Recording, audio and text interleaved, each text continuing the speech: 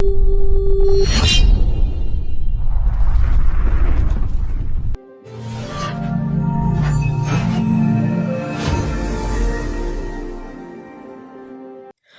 இயேசுவில் அன்பார்ந்த சகோதர சகோதரிகளே, அன்னை மரியாளின் வணக்க மாதத்தில் இறுதி நாளான இன்று தாயாம் திருச்சபை புனித கன்னிமரியாள் எலிசபெத்தை சந்தித்ததை விழாவாக எடுத்து கொண்டாட அழைப்பு விடுக்கின்றது.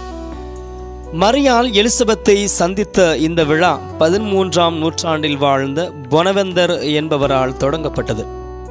ஆனால் இன்று இவ்வளவு சிறப்பு பெற்றதற்கு முக்கிய காரணம் பராக் நகரின் ஆயர் ஜான் ஜென்ஸ்டீன் என்பவராவார். விவிலிய பின்னணியோடு இந்த விழாவை பற்றி மறையுரையில் பேசி மக்களுக்கு இதை பற்றி எடுத்து கூறி விசுவாசத்தில் ஆழ்த்தினார். இவரின் காலத்தில் 2 திருத்தந்தையர்கள் இருந்தார்கள். ரோமையில் இருந்த 5ஆம் அர்பன், அவிஞோரில் இருந்த 7ஆம் கிளமெண்ட் அவர்கள். இந்த விழாவை ஜான் ஜென்ஸ்டீன் கொண்டாடியதன் விளைவாக திருத்தந்தையர்கள் இருவரும் இணைந்தனர். இதற்கு பிறகு திருத்தந்தையாக திருத்தந்தை 9ஆம் போனிஃபேஸ் வந்தவர் இந்த விழாவை ஜூலை 2ஆம் நாள் உலகம் முழுவதும் கொண்டாட பணித்தார். 1969ஆம் ஆண்டு திருத்தந்தை 6ஆம் பவுல் இவ்விழாவை மே மாதம் 31ஆம் தேதியில் கொண்டாட பணித்தார். இவ்வாறாக இந்த விழா நடைமுறைப்படுத்தப்பட்டது. அன்புக்குரியவர்களே, பழைய ஏற்பாட்டில் கடவுள் தன் மக்களை சந்திக்க வருகிறார். மக்கள் மகிழ்ச்சியோடு ஆரவாரம் செல்கின்றனர். தாவீது தன்னையே மறந்து ஆண்டவரின் பேழை முன் ஆடுகிறார்.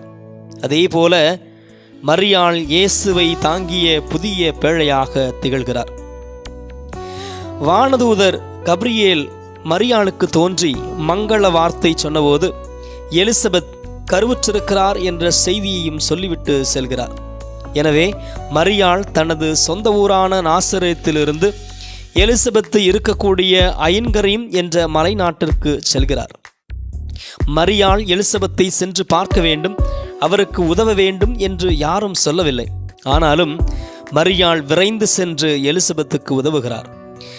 ஒருவரின் தேவையை குறிப்பால் அறிந்து அவர் கேட்பதற்கு முன்பாகவே உதவி செய்வதுதான் உண்மையான சேவையாக இருக்கும். மரியாள் இதற்கு மிகச்சிறந்த எடுத்துக்காட்டாக விளங்குகிறார். கானாவூர் திருமணத்திலும் அவருடைய சேவை மனப்பான்மை நமக்கு தெரிய வருகிறது. அவர் சொல்வதையெல்லாம் செய்யுங்கள் என்று இயேசு வழிநடந்து நாம் மகிழ்ச்சியாக வாழ எண்ணற்ற உதவிகளை புனித கன்னிமரியாள் நமக்கு செய்கின்றார். லூக்கா நற்செய்தியில் எலிசபெத்தை சந்திக்கும் மரியா பழைய ஏற்பாட்டு உடன்படிக்கை பேழையின் புதிய உருவமாக காட்டப்படுகிறார்.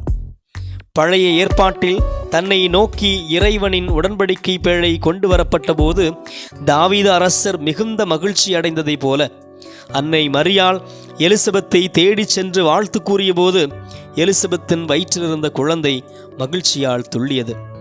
அன்னை மரியாள் தான் ஒரு கர்ப்பிணியாக இருந்தபோதும் தன்னுடைய உறவினரான எலிசபெத்து பேறுகால வேதனையில் தவிக்கிறார் என்பதை அறிந்து ஓடோடி சென்று உதவுகிறார். இந்த நிகழ்வில் பழைய ஏற்பாட்டின் நிறைவாக திருமுழுக்கு யோவானும் புதிய ஏற்பாட்டின் காரண கர்த்தாவாகிய ஆண்டவர் இயேசுவும் கருவிலேயே சந்தித்துக் கொள்கிறார்கள். ஆகையால் மரியா எலிசபெத்து இடையே நடைபெற்ற சந்திப்பின் போது திருமுழுக்கு யோவானும் ஆண்டவர் இயேசுவும் ஒருவரை ஒருவர் சந்தித்துக் கொள்கின்றனர். இந்த நிகழ்வு மகிழ்ச்சி, வாழ்த்து, அருள் ஆகிய 3ஐ பகிர்ந்து கொள்ளும் ஒரு அன்பு நிகழ்வாக மாறியது. பிரியமானவர்களே, நம் வாழ்வில் நிறைய சந்திப்புகள் இருந்திருக்கும். அதன் விளைவு என்ன என்பதை நாம் சிந்திக்க வேண்டும். அன்னை மரியாள் எலிசபெத்தை சந்தித்தது போலவே நம் ஒவ்வொருவரையும் தேவையில் இருப்போரையும் தேடி வந்து சந்திக்கிறார். நாம் இந்த மாதம் முழுவதும் தெரிந்து கொண்ட ஒவ்வொரு மாதாவுமே தேவையை அறிந்து மக்களை சந்தித்ததை நம்மால் காண முடியும். அன்னை உங்களையும் என்னையும் சந்திக்க வருகிறார். அந்த சந்திப்பு நம்மை புத்துணர்ச்சியிலும் புனிதத்திலும் ஆழ்த்தி நம் மூலமாக இறை அனுபவம் மற்றவருக்கும் கிடைக்க அன்னையோடு அனுதினமும் இணைந்திருப்போம். மரியே வாழ்க. புனித அன்னையே, இறைவனின் தாயே, இந்த 1 மாத காலம் அன்னையின் அரவணைப்பில் என்ற தலைப்பில் உம்மோடு பயணித்த நாட்களுக்காக இறைவனுக்கும் உமக்கும் நன்றி சமர்ப்பிக்கிறோம். இந்த பயணம் இன்னும் தொடர வேண்டுகிறோம். அன்னையே, தேவையில் இருந்த எலிசபெத் அம்மாளை அவரது தேவை அறிந்து சந்தித்த இறைவனின் தாயே, எங்கள் தேவைகளை அறிந்தவர் நீயே, எங்கள் ஆசைகளை அறிந்தவர் நீரே. எங்களை சந்திக்க வாரும் அம்மா. அமைதி, மகிழ்ச்சி இல்லாத எங்களின் வாழ்வை சீர்படுத்த வாரும். இருள் சூழ்ந்த இடத்தில் ஒளியை தாரும்.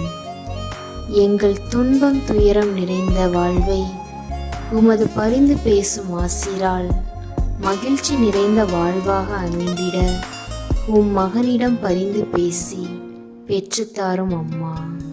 ஆமேன்.